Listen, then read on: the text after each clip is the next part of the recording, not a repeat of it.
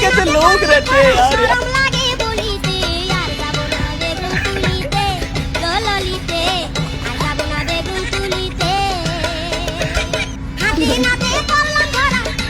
খেলার ক্যামেরাম্যানের জ্বালায় কোনো জায়গায় শান্তি নাই। সবার যখন তো শুনতো জঙ্গলে মঙ্গল, এনেও তো দেখি অমঙ্গল হয়ে গেছে।